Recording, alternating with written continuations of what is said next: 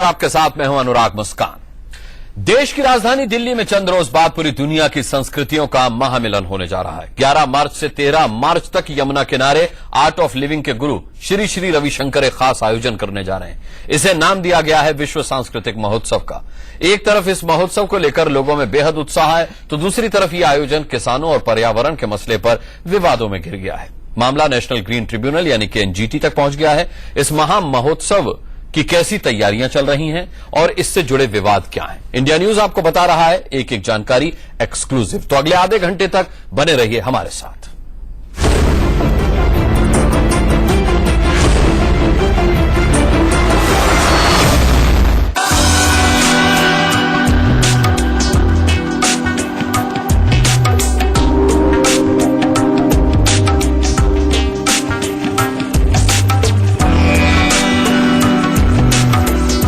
दिल्ली में यमुना की लहरों पर संस्कृति और जीवन के सार का संसार जुटा है। आध्यात्मिक गुरु श्री श्री रविशंकर ने जीवन जीने के जोड़ घटाने को बताने के लिए 3 दिवसीय वैश्विक सांस्कृतिक समारोह का आयोजन किया है। 11 से 13 मार्च को यहाँ धर्म और कर्म का आयोजन होना है। ये मर्म समझने लायक होगा।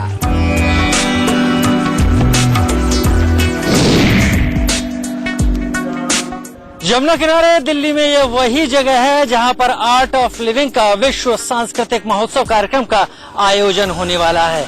एक बड़ी तादाद यहां पर लोगों की आने वाली है। अनुमानित अगर जो संख्या बताई जाए वो करीब 35 लाख की संख्या है। क्या आयोजन है? इससे पहले कि मैं अपने दर्शकों को इसके बारे में और बातें बताऊं, मैं अपने कैमरा पर्सन से चाहूंगा कि इस जगह का एक 360 डिग्री व्यू हमारे दर्शकों को दिखाए और ये बताए कि क्या आयोजन है, कितना विहंगम है।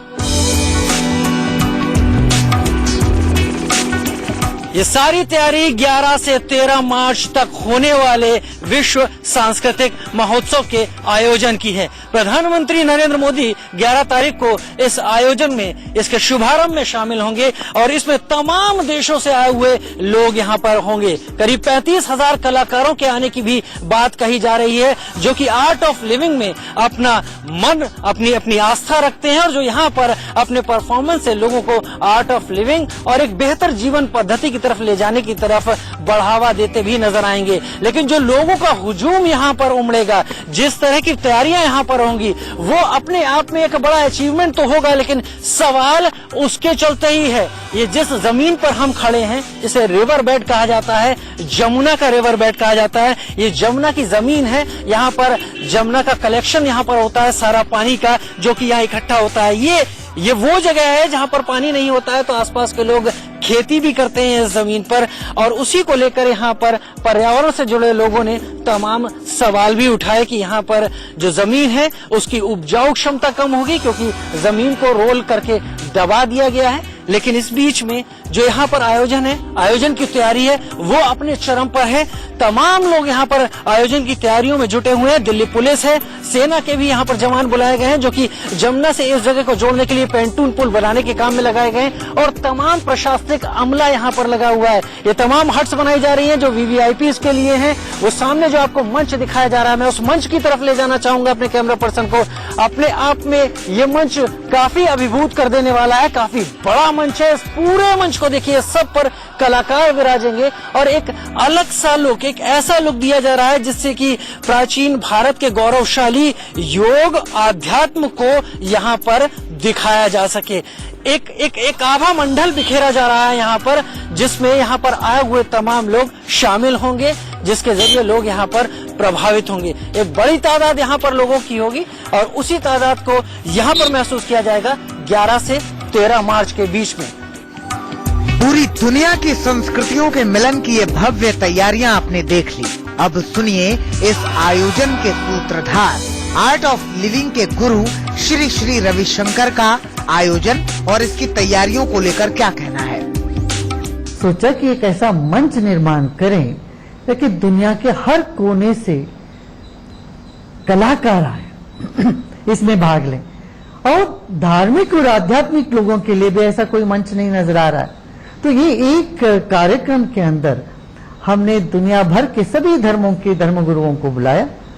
चीन से आ रहे हैं धर्मगुरु, ताइवान से आ रहे हैं, जापान से आ रहे हैं, पूरी दुनिया से आ रहे हैं।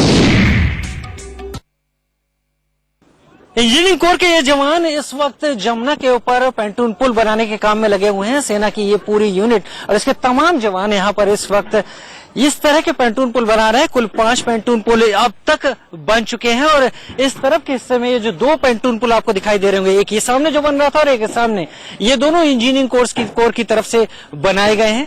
एक बहुत पुराना नारा है आर्मी का कि don't ask why, we are here to do or die. हमसे ना पूछिए कि हम यहाँ किस लिए हैं, हम केवल काम करने के लिए हैं। वो काम देश की सरहद पर हो या जरूरत पड़ने पर बुलाया गया हो तब वो काम किया जा रहा हो। तमाम सवाल उठाए जा रहे हैं कि इस सारे आयोजन में सेना का इस्तेमाल आखिर क्यों हो रहा है, लेकिन सेना के जो लोग हैं यहाँ पर दिए गए टास्क को पूरा करने में यकीन रख रहे हैं। 2 दिन में एक पैंटून पुल बना के तैयार कर दिया जा रहा है और इस पैंटून पुल की खासियत देखिए। पैंटून पुल जो पीडब्ल्यूडी का बनाया पैंटून पुल है उससे कहीं अलग है। ये पैंटून पुल हवा बाकायदा भरी गई है, नीचे प्लास्टिक के जो थैले हैं, ये लचीली प्लास्टिक के थैले हैं, इसमें हवा भरी गई है, उसके ऊपर बेस तैयार किया गया है। ये कार, बस, ट्रक तक को सह सकता है और बना रह सकता है। यहाँ पर इंजीनियरिंग कोर के सारे जवान हैं। जमुना के ठीक इस तरफ से आपको डीएनडी फ्लाईवे दिख रहा होगा जो बगल में से नोएडा और दिल्ली को जोड़ने वाला पुल है और उसके ठीक बगल में इस तरह के पैंटून पुल इस वक्त बन रहे हैं। उम्मीद है जितने पैंटून पुल की यहाँ पर डिमांड की गई है वो आज शाम तक सेना की कोर के लोग यहाँ पर बनाकर पूरे कर देंगे।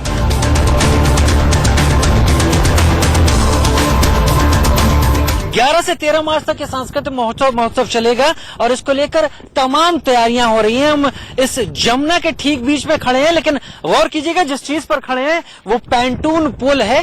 करीब 100 पैंटूनों की मदद से ये एक पुल यहाँ पर बनाया गया है और इस तरह के 5 पैंटून पुल इस वक्त जमुना के ऊपर बनाए जा चुके हैं। आप मेरे ठीक उस तरफ देख रहे होंगे 2 पैंटून पुल और भी दिखाई वहां पे पड़ रहे होंगे आपको और वो पैंटून पुल और 5 पैंटून पुल इसलिए बनाए गए हैं इस जमुना के ऊपर ताकि लोगों की जो अनुमानित संख्या है अगर उस पर यकीन किया जाए तो उसके लिए आवाजाही के लिए इतनी जरूरत कम से कम यहाँ पर सामने आती है। ये 5 पैंटून पुल यहाँ पर हैं। अगर हम इस चीज को और विस्तृत, तो मेरे कैमरा पर्सन आपको दिखाएंगे तो आगे आपको डीएनडी फ्लाईवे मिलेगा, आपको दिखेगा जिस तरह से ट्रैफिक जा रहा है जो दिल्ली और नोएडा को आपस में जोड़ता है और जिसके चलते तेज गति से यातायात होता है। सवाल यहाँ पर जो इस पूरे आयोजन पर उठाए जा रहे हैं वो ये कि उस डीएनडी फ्लाईवे से ठीक आगे ओखला बर्ड सेंचुरी है जहाँ पर जो पक्षी हैं वो अपने हैबिटेट में आते हैं और यहाँ पर रहते हैं और यहाँ पर विचरते हैं। उसके लिए जो तमाम नियम कानून है, तमाम जो कायदे कानून है, अगर इस तरह का आयोजन होता है तो उस पर सवाल उठते हैं।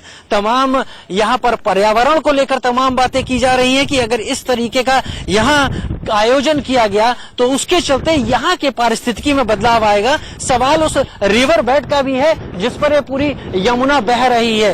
इसके दूसरी तरफ मेरे कैमरा पर्सन आपको दिखाएंगे तो वो सारा का सारा निर्माण कार्य हो रहा है। वहां पर जो लोग आएंगे, जो लोग ठहरेंगे, वीआईपीज होंगे, तमाम भक्त होंगे, तमाम लोग जो कि आर्ट ऑफ लिविंग को मानते हैं और आर्ट ऑफ लिविंग के जरिए अपने जीवन को एक नई दिशा की तरफ आगे ले जाना चाहते हैं, जैसा कि आर्ट ऑफ लिविंग के संस्थापक और आयोजक कह रहे हैं। तो उनके रहने से यहाँ पर एक बड़ी भीड़ होगी जिसके लिए यहाँ पर तमाम अस्थायी निर्माण कार्य किया जा रहा है, लेकिन उसको लेकर भी सवाल उठाए जा रहे हैं। ये वो पैंटून पुल है जो सेना की मदद से तैयार किया गया है और सेना की मदद से तैयार इस तरह के 5 पैंटून पुल, क्योंकि सेना के बारे में माना जाता है कि सेना ऐसे आवाजाही के लिए अस्थायी पुलों के निर्माण में एक्सपर्ट होती है, तो इस तरह के पैंटून पुल यहाँ पर बनाए गए हैं। लेकिन सवाल ये कि सेना को इन कामों में क्यों इस्तेमाल किया गया है।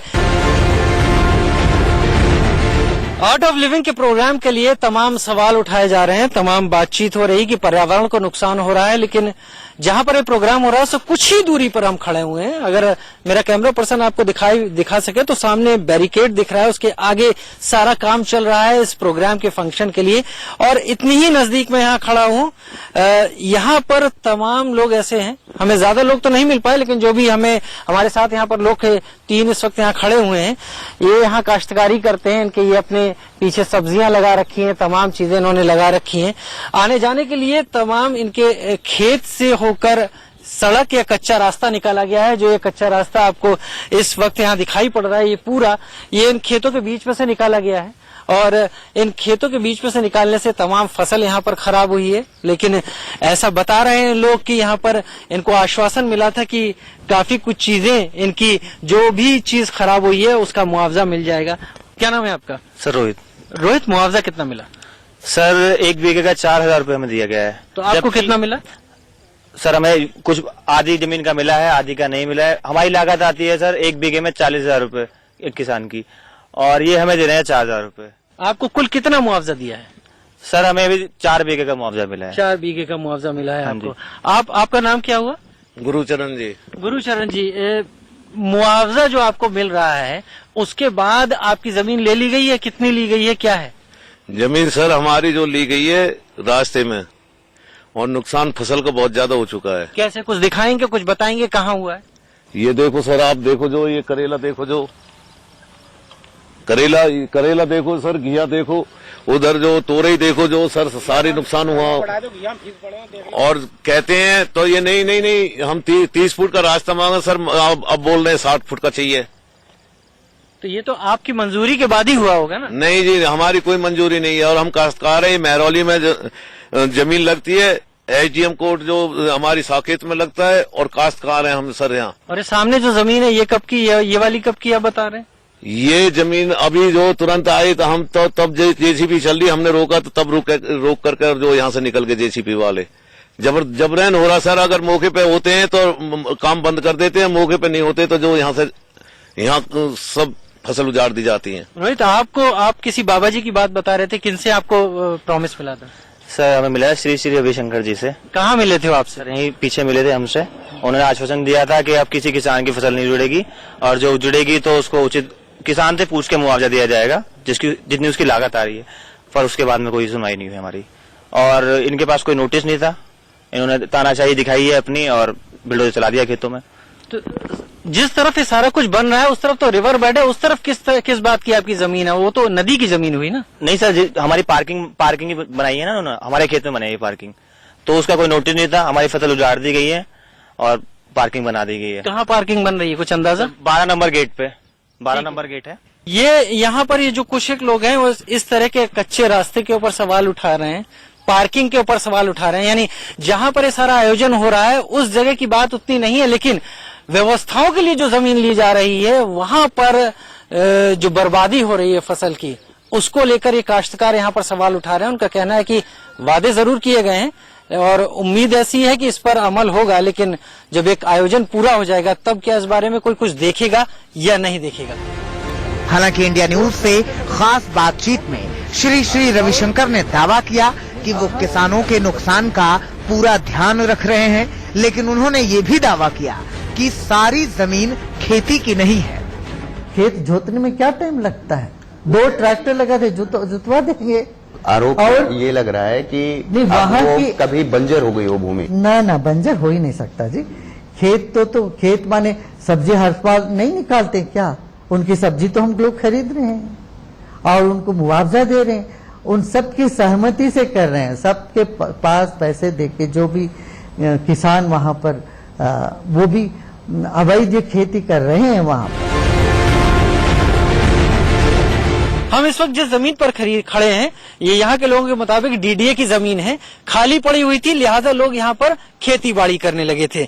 यहाँ पर लोगों को हटाना किसी तरीके से गलत नहीं कहा जा सकता क्योंकि जमीन ही डीडीए की है, लेकिन फसल की बर्बादी जरूर यहाँ पर दिखाई पड़ती है। जैसे कि आपको यहाँ पर दिख रहा है, ये गोभी का यहाँ पर एक गांठ लगी हुई है गोभी की, अभी बढ़ रही है, अच्छी गोभी लग रही है और इस तरीके से आगे भी इस तरह की गोभी लगी हुई है, लेकिन पूरे बाकी जगह में कहीं भी पर एक गांठ लगी हुई है गोभी की, अभी बढ़ रही है, अच्छी गोभी लग रही है और इस तरीके से आगे भी इस तरह की गोभी लगी हुई है, लेकिन पूरे बाकी जगह में कहीं भी गोभी नहीं दिखाई पड़ रही। लिहाजा एक चीज तो साफ होती है कि यहाँ पर गोभी की फसल लगी हुई थी और उसे यहाँ पर हटा दिया गया, उसे यहाँ से उजाड़ दिया गया पूरी तरीके से। बर्बादी फसल की जरूर हुई है। इस वक्त हम इस बात की बहस नहीं कर रहे कि मालिकाना हक किसके पास है या किसके पास नहीं है। यहाँ आप हर कोने पर गोभी लगी हुई देखेंगे जो कि लोगों के खाने के काम आती और लोगों की भूख मिटाती, लेकिन वो यहाँ पर बर्बाद हो रही है। अब इस दूसरी तरफ की